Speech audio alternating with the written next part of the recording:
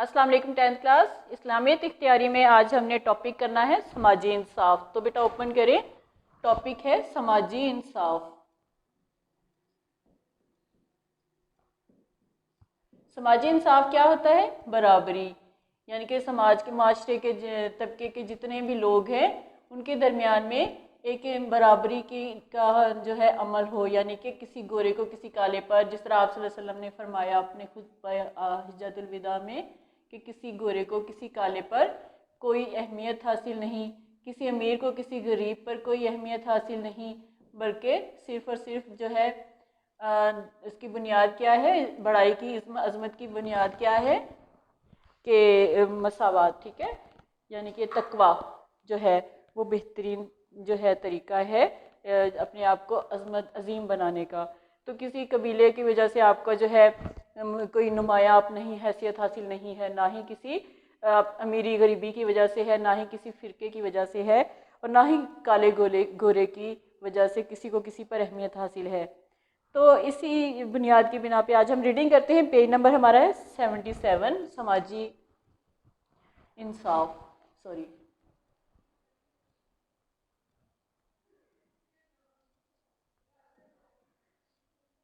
समाजी इंसाफ, page number 77।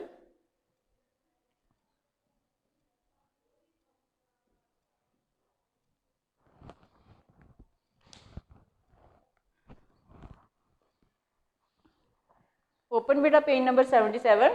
थोड़ा सा एक्सप्लेन कर दूँ, फिर इसके शॉर्ट क्वेश्चन में आपको बता देती हूँ। तो सबसे पहले है कि समाजी इंसाफ के मानी क्या हैं, यानी कि समाजी इंसाफ होता क्या है। समाजी इंसाफ के मानी, क्या मानी है समाजी इंसाफ के? तो समाजी इंसाफ के मानी है कि इंसानी माशरे में इंसाफ हो। समाजी जो है इंसाफ क्या है कि इंसानों का जो माशरा है उसमें इंसाफ हो, यानी कि अफराद माशरा में बहैसियत इंसान मसावात हो, या मसावात क्या होता है? बराबरी। क्या हो? अफराद माशरा में बहैसियत इंसान मसावात हो। मसावात यानी कि बराबरी हो, किसी को किसी यानी कि बड़ाई की वजह से किसी को कोई अहमियत हासिल ना हो, और हर एक को अपने हकूक़ हासिल हों।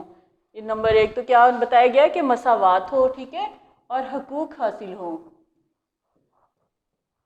इन समाजी इंसाफ यानी कि हर किसी को मसावात का अमल भी हो और उसमें हर किसी को इंसानी माशरे में उनके हकूक़ भी हासिल हों। किसी मुल्क में समाजी इंसाफ का जायज़ा लेने के लिए दर्ज झेल अमूर का ख्याल रखा जाता है, उनका देखना ज़रूरी समझा जाता है कि ऐसी कौन सी बातें हैं कि जिनमें समाजी इंसाफ जो है कायम किया जा सकता है। तो सबसे पहले यहाँ पे बताया गया कि क्या वहाँ के माशरे में तमाम इंसान बहैसियत इंसान बराबर हैं। किसी माशरे के लिए उसके में अगर समाजी इंसाफ उसमें देखना हो तो उसमें सबसे पहले क्या देखा जाएगा कि वहाँ पे जो माशरे के तमाम इंसान हैं वो बहैसियत इंसान बराबर हैं, या किसी तबके की बुनियाद पर, या किसी कबीले की बुनियाद पर, या अमीरी गरीबी की बुनियाद पर, या रंग और नस्ल के बुनियाद पर हैं। तो ये देखा जाता है कि बहैसियत इंसान, एक इंसान होने की हैसियत से तमाम इंसान जो हैं वो बराबर हैं, यानी किसी को किसी तबके, ख़ानदान, कौम या इलाके से ताल्लुक़ रखने की बिना पर फजीलत तो हासिल नहीं। यानी कि ये देखा जाता है कि किसी इंसान को इस बात पे तो फजीलत हासिल नहीं है कि वो किसी आला तबके से ताल्लुक़ रखता है, या किसी आला ख़ानदान से ताल्लुक़ रखता है, या किसी बहुत अच्छी आला कौम से ताल्लुक़ रखने वाला इंसान है, इसलिए जो है उसको जो है अहमियत दी जा रही है, और जो है या किसी ऐसे इलाके से ताल्लुक़ रखता है कि जिसकी बहुत ज़्यादा इज़्ज़त हो, और इससे ताल्लुक़ रखने की बिना पे तो फजीलत हासिल नहीं है। यानी कि ये देखा जाता है कि इंसान जो है इंसान होने की हैसियत में ही ये बराबर है, या फिर कबीले की वजह से, या रंग नस्ल की वजह से, या किसी तबके की वजह से, या फिर किसी इलाके की वजह से उनमें फजीलत है। ऐसा तो नहीं है। फिर उसके बाद क्या बताया गया कि क्या वहाँ के माशरे में कानूनी मसावात मौजूद है। अब पहले तो ये बताया गया कि माशरे में इंसान जो है इंसान होने की हैसियत से बराबर है या नहीं है, और दूसरे नंबर पे बताया गया कि वहाँ माशरे में जो है कानूनी मसावात मौजूद है, यानी कि इंसाफ करने के जो तरीके हैं क्या उनमें मसावात के असूल को मद्देनज़र रखा जाता है, क्या इस असूल के मुताबिक مساوات کے اصول کے مطابق جو ہے فیصلے کیے جاتے ہیں. قانون ہوتا ہے فیصلہ کرنا، ٹھیک ہے، فیصلہ کرنے والے جو ادارے ہوتے ہیں. تو وہاں پہ یہ دیکھا جاتا ہے کہ جو معاشرے ہیں کیا وہاں پہ جو ہے قانونی مساوات موجود ہے، کیا طریقے جو وہاں پہ انصاف کرنے کے جو طریقے ہیں وہ اس میں جو قانون ہیں ان میں جو ہے برابری کو دیکھا جاتا ہے، یا پھر وہاں پہ بھی یعنی کہ کیا قانون کے سامنے سب برابر ہیں. قانون کی نظر میں یہی ہوتا ہے نا کہ قانون کی نظر میں سب برابر ہوتے ہیں. تو اور قانون کو سب پر بالادستی حاصل ہے، یعنی کہ یہ بھی دیکھا جاتا ہے کہ اگر قانونی مساوات ہے تو کیا وہاں پہ قانون کی نظر میں سب برابر بھی ہیں، اور کیا قانون جو ہے قانون کو سب کے اوپر جو ہے بالادستی یعنی کہ اہمیت حاصل ہے، وہ فیصلہ کر سکتا ہے اپنی آزادی سے. نمبر 3 پہ ہے کیا وہاں کے معاشرے میں معاشی اور اقتصادی مساوات موجود ہے. اب یہ نمبر 3 پہ کیا آ گیا کہ معاشی روزگار کمانا، ٹھیک ہے، اور اقتصادی یعنی کہ ملک کی اقتصادی جو ترقی ہوتی ہے اس میں مساوات موجود ہے یا نہیں ہے. یعنی کیا ہر ایک کی بنیادی ضرورتیں پوری ہو رہی ہیں. یعنی کہ یہ بھی دیکھا جاتا ہے کہ یہی تو نہیں کہ صرف ایک ہی طبقہ جو ہے، کوئی ایک ہی قوم، کوئی ایک ہی علاقہ جو ہے وہی اپنی بنیادی ضرورتیں پوری کر رہا ہے اور باقی جو ہے اس سے محروم ہیں. یہ دیکھا جاتا ہے کہ ہر ایک کی بنیادی ضرورتیں پوری ہو رہی ہیں، اور کیا ہر ایک کو اپنی صلاحیت کے مطابق کام اور کام کا معقول معاوضہ مل رہا ہے. اس کے بعد کیا دیکھا جاتا ہے کہ جو معاشرہ ہے اس میں جو ہے ہر انسان کو جو اس کی صلاحیت ہے اس کے مطابق اس کو کام دیا جا رہا ہے. کیا اس کی صلاحیت سے بڑھ کر تو نہیں اس کو کام دیا جا رہا، یعنی کہ وہ اس کو جتنا بوجھ نہیں اٹھا سکتا اس سے بڑھ کر اس کو جو ہے اس کے اوپر بوجھ لاد دیا گیا ہو، اس کی ذمہ داریاں سونپ دی گئی ہوں جن کو پورا کرنا اس کے لیے مشکل ہو. کیا ایسا تو نہیں ہے؟ اور یہ دیکھا جاتا ہے کہ جو کام وہ کر رہا ہے کیا اس کا معاوضہ اس کو صحیح مل رہا ہے، اس کے مطابق مل رہا ہے. کہیں ایسا تو نہیں کہ کام تو بہت زیادہ اس سے لیا جا رہا ہو، معاوضہ کم دیا جا رہا ہو. تو یہ یعنی کہ سماجی انصاف میں یہ بھی آ جاتا ہے کہ انسان کو اس کی صلاحیت کے مطابق کام دیا جا رہا ہے یا نہیں دیا جا رہا، یا پھر اس کی صلاحیت کے مطابق جو وہ کام کر رہا ہے اس کو اس کے مطابق اس کا جو صحیح مناسب اس کا معاوضہ دیا جا رہا ہے. ایسا مثالی معاشرہ جس میں مکمل سماجی انصاف حاصل ہو آج کہیں بھی نظر نہیں آتا. اگر آج کے دور میں نظر ڈالی جائے تو یہاں آج کے دور میں کوئی بھی ایسا مثالی معاشرہ نہیں ہوتا جس میں یہ ساری باتیں موجود ہوں، یعنی کہ وہاں پہ انسانیت جو ہے انسان جو ہے بحیثیت انسان برابر ہوں، اور معاشرے میں قانونی مساوات ہوں، اور اقتصادی اور معاشی مساوات موجود ہوں، یعنی کہ ہر ایک کو اس کے کام کی صلاحیت کے مطابق کام دیا جا رہا ہو، اس کے مطابق اس کو معاوضہ بھی دیا جا رہا ہو، اس کے کام کے بدلے میں اس کو معقول معاوضہ بھی دیا جا رہا ہو. ایسا مثالی معاشرہ جو ہے آج کے دور میں کہیں بھی نہیں ہے. اہل مغرب ہوں یا اہل مشرق کوئی بھی یہ دعویٰ نہیں کر سکتے کہ ہمارے ہاں سماجی انصاف پورے طور پر موجود ہے. یعنی کہ دنیا میں جہاں نظر دوڑائی جائے چاہے وہ مغرب ہے چاہے وہ مشرق ہے، یعنی کہ چاہے وہ جو ہے ایشیا کے رہنے والے ہیں چاہے وہ یورپ کے رہنے والے ہیں. مغرب یورپ کے لیے آ جاتا ہے، ایشیا مشرق کے لیے.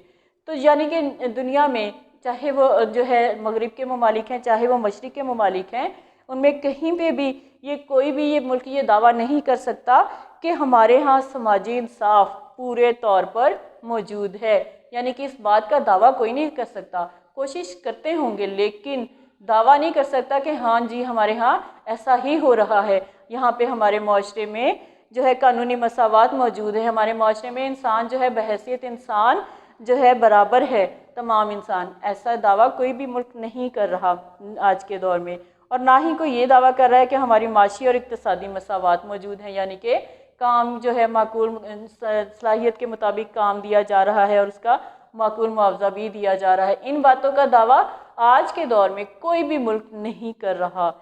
مسلمانوں کا ابتدائی دور مثالی معاشرے کا نمونہ پیش کرتا ہے. اب مسلمانوں کا جو ابتدائی دور ہے اسلام کی تبلیغ کے بعد کا دور جو ہے وہ ابتدائی دور تھا، ٹھیک ہے. تو مسلمانوں کا ابتدائی دور مثالی معاشرے کا نمونہ پیش کرتا ہے، یعنی کہ ایک مثالی معاشرہ تھا جس میں مساوات تھی، جس میں انسان بحیثیت برابر تھے، جس میں کہ معاشی اور اقتصادی مساوات موجود تھی. ایسا معاشرہ جو تھا وہ ابتدائی دور کا معاشرہ تھا مسلمانوں کا، اور وہ ایک مثالی نمونہ پیش کرتا تھا. اور ہم دیکھتے ہیں کہ وہاں انسانی مساوات، قانونی مساوات اور معاشی مساوات اپنے صحیح مفہوم میں موجود تھیں. اگر ان کا جائزہ لیا جائے، اس کے تاریخ کے اوراق پلٹے جائیں، پیچھے کے زمانے میں نظر دوڑائی جائے، تو ہمیں یہ دیکھنے کو ملے گا کہ وہاں پہ کیا تھا، انسانی مساوات تھی، یعنی کہ انسانوں کو ایک جیسا سمجھا جاتا تھا، بحیثیت انسان سب برابر تھے۔ وہاں پہ قانونی مساوات تھی، یعنی کہ قانون کی نظر میں سب برابر تھے۔ جیسا کہ آپ نے ایک واقعہ سنا ہوگا کہ آپ صلی اللہ علیہ وسلم کے پاس کوئی کفار قبیلہ قریش کی ایک عورت تھی جس نے چوری کی تھی، تو اس وقت قانون تھا کہ جو چوری کرتا ہے اس کا ہاتھ کاٹ دیا جائے۔ تو آپ صلی اللہ علیہ وسلم کے پاس کچھ قریش قبیلے کے معزز لوگ آئے اور انہوں نے کہا کہ یہ ہمارے قبیلے کی عورت ہے، بہت اچھے خاندان سے تعلق رکھتی ہے، اس نے چوری کر لی ہے، تو اس کو معاف کر دیا جائے۔ تو آپ صلی اللہ علیہ وسلم نے کہا کہ نہیں، اگر اس کی جگہ میری بیٹی بھی ہوتی تو میں اس کے لیے بھی یہی سزا منتخب کرتا، یعنی کہ قانون کی نظر میں سب برابر ہیں، چاہے کوئی امیر ہے چاہے کوئی غریب ہے، سبھی قانون کی نظر میں برابر ہیں۔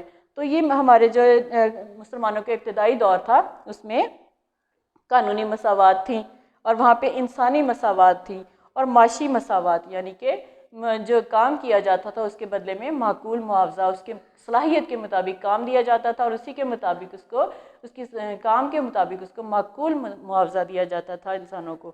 تو اس طرح سے وہاں پہ معاشی مساوات بھی قائم تھیں اور اپنے صحیح مفہوم میں موجود تھی، یعنی کہ جس طرح آپ صلی اللہ علیہ وسلم نے حکم دیا تھا اسی طرح سے یہ اصول وہاں پہ رائج تھے، ان کے مطابق ہی وہاں پہ معاشرہ کام کر رہا تھا۔ پھر اس کے بعد ہے کہ انسانی مساوات کے متعلق اللہ تعالیٰ کا ارشاد کیا ہے، یعنی کہ اللہ تعالیٰ نے کیا ارشاد فرمایا ہے انسانی مساوات کے متعلق۔ بسم اللہ الرحمن الرحیم، یا ایھا الناس انا خلقناکم من ذکر و انثی وجعلناکم شعوبا وقبائل لتعارفوا ان اکرمکم عند اللہ اتقاکم۔ الحجرات میں سے آیات لی گئی ہیں جن کا ترجمہ ہے کہ اے لوگو، بے شک ہم نے تمہیں ایک مرد اور ایک عورت سے پیدا کیا اور ہم نے تمہیں خاندانوں اور قبیلوں میں تقسیم کیا تاکہ تم ایک دوسرے کو پہچان سکو، یعنی کہ یہ خاندان اور قبیلے جو ہیں یہ تمہارے لیے کوئی عظمت کوئی بڑائی کے لیے نہیں بنائے گئے کہ اس کی وجہ سے تم جو ہے دنیا میں اہمیت حاصل ہو، تمہیں دوسروں پر فضیلت حاصل ہو، اس لیے خاندان اور قبیلے نہیں بنائے گئے، تمہیں اس لیے تمہارے بنائے گئے ہیں تاکہ تم ایک دوسرے کی پہچان کر سکو، تمہاری پہچان کے لیے قبیلے اور خاندان جو ہیں یہ بنائے گئے ہیں۔ بے شک اللہ کے ہاں تم میں سے زیادہ عزت والا وہ ہے جو پرہیزگار ہے، یعنی کہ فضیلت کس کو حاصل ہے؟ جو کہ پرہیزگار ہے، جس نے اللہ تعالیٰ کی عبادت کی، جس کے اندر عاجزی ہے، انکساری ہے، جس میں اللہ تعالیٰ کے بتائے ہوئے احکامات پر چلنے کا ایک اس میں جذبہ ہے، تو ایسا انسان جو ہے پرہیزگار ہے۔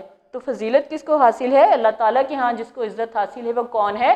پرہیزگار، نہ کہ کوئی امیر طبقے سے تعلق رکھنے والا، نہ کسی امیر خاندان سے اچھے خاندان سے تعلق رکھنے والے کی کوئی اہمیت نہیں ہے، بلکہ اہمیت ہے تو کس کی ہے؟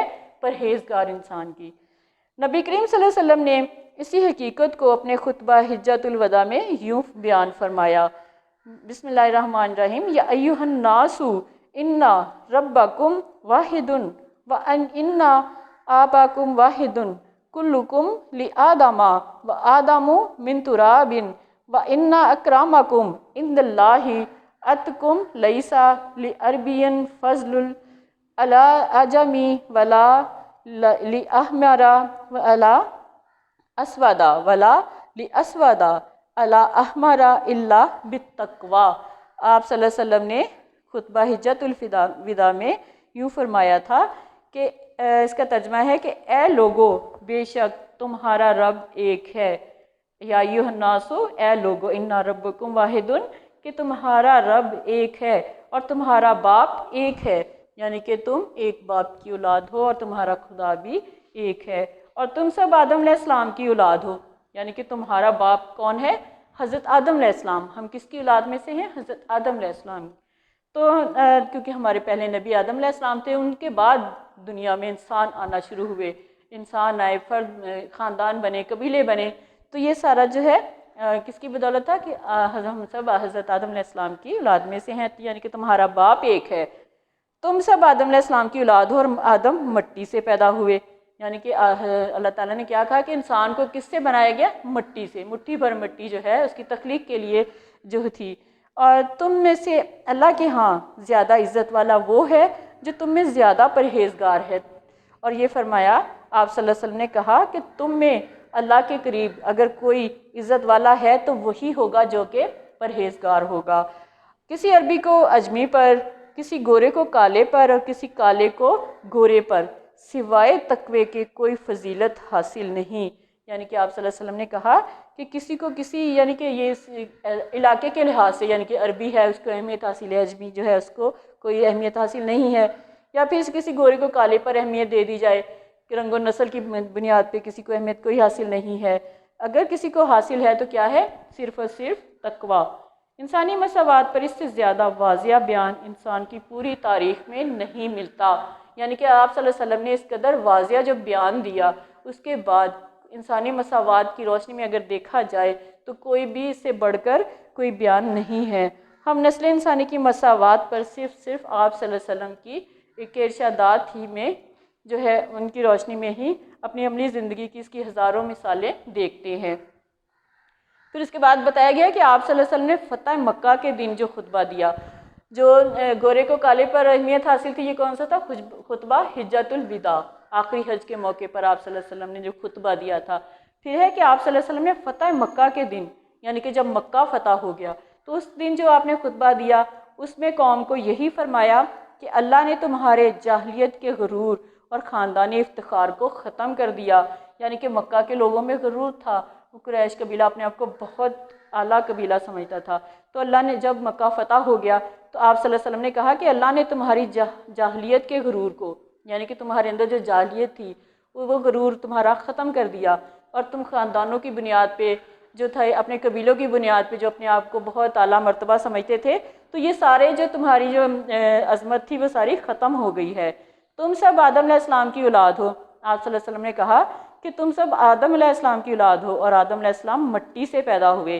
اسی تعلیم کا نتیجہ تھا کہ بلال حبشی رضی اللہ عنہ، صہیب رومی رضی اللہ عنہ اور حضرت سلمان فارسی رضی اللہ عنہ صحابہ رضی اللہ عنہ میں ممتاز مقام رکھتے تھے۔ حضرت بلال حبشی جو تھے ان کا بہت زیادہ کالا رنگ تھا، لیکن وہاں پہ رنگ نہیں دیکھا گیا بلکہ ان کی جو ہے ان کا تقوی دیکھا گیا، ان کی پرہیزگاری دیکھی گئی۔ اسی طرح صہیب رومی رضی اللہ عنہ اور سلمان فارسی رضی اللہ عنہ بھی تھے، جو باقی تمام صحابہ اکرام میں ان کو ایک اعلیٰ مقام حاصل تھا۔ کس وجہ سے حاصل تھا؟ ان کی پرہیزگاری کی وجہ سے، ان کے تقوی کی بنیاد پر۔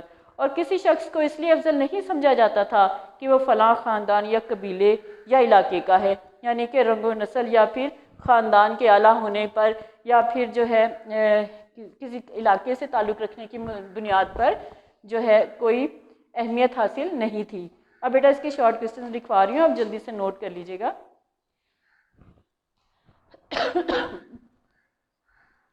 نمبر 1 میں ہے کہ سماجی انصاف کے کیا معنی ہیں؟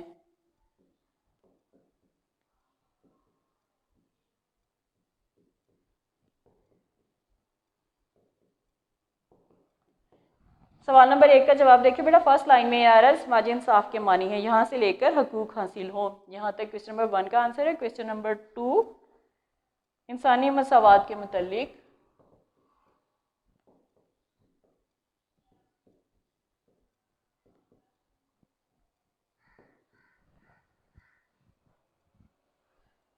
اللہ تعالیٰ کا ارشاد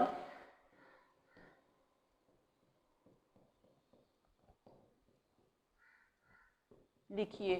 اب اس میں آ جائے گا کہ یا ایھا الناس انا خلقناکم من ذکر و انثی وجعلناکم شعوبا وقبائل لتعارفوا ان اکرمکم عند اللہ اتقاکم۔ الحجرات جو ہے سورت، اس میں سے جو آیات لی گئی ہیں کہ اے لوگو ہم نے بے شک تم ایک مرد اور ایک عورت سے پیدا کی، یہاں سے لے کر جو زیادہ پرہیزگار ہے، یعنی کہ ارشاد باری تعالیٰ کمپلیٹ اس میں آ جائے گا ترجمہ۔ اور کویسچن نمبر 3 نوٹ کریں بیٹا، آپ صلی اللہ علیہ وسلم نے خطبہ حجۃ الوداع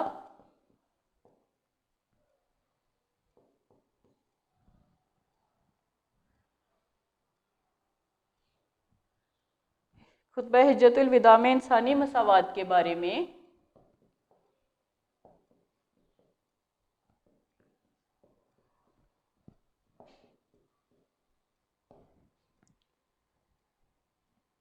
کیا فرمایا؟ اس میں آپ صلی اللہ علیہ وسلم کا ارشاد آ جائے گا، ٹھیک ہے، کہ اے لوگو بے شک تمہارا رب ایک ہے، تمہارا باپ ایک ہے، یہاں سے لے کر کوئی فضیلت حاصل نہیں ہے۔ کویسچن نمبر 4 ہے مسلمانوں کا ابتدائی معاشرہ کیسا تھا؟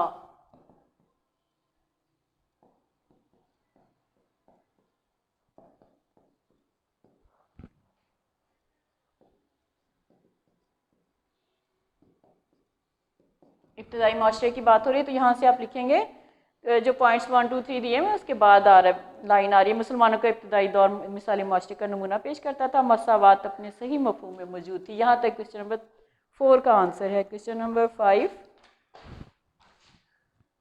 آپ صلی اللہ علیہ وسلم نے فتح مکہ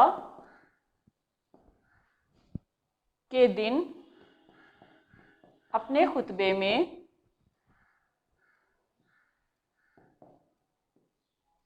کیا فرمایا؟ خطبہ حجۃ الوداع یہاں پہ تھا، یہاں پہ بات ہو رہی ہے فتح مکہ کے دن، ٹھیک ہے؟ تو آپ صلی اللہ علیہ وسلم نے جو خطبہ دیا تھا اس کے بارے میں آپ نے لکھنا ہے کہ آپ صلی اللہ علیہ وسلم نے فتح مکہ کے دن جو خطبہ دیا یہاں سے لے کر اور فلاں خاندان یا قبیلے یا علاقے کا ہے یہاں تک، ٹھیک ہے؟ آپ صلی اللہ علیہ وسلم کے خطبے میں جو بیان فرمایا تھا فتح مکہ کے موقع پر۔ تو یہ بیٹا آپ کا آج کا لیکچر جو ہے کمپلیٹ ہو گیا ہے۔ شارٹ کوسچنز نوٹ کر لیں اور آنسرز بک کے اوپر مارک کر لیجیے گا۔ اوکے بیٹا، اللہ حافظ، اپنا خیال رکھیے گا۔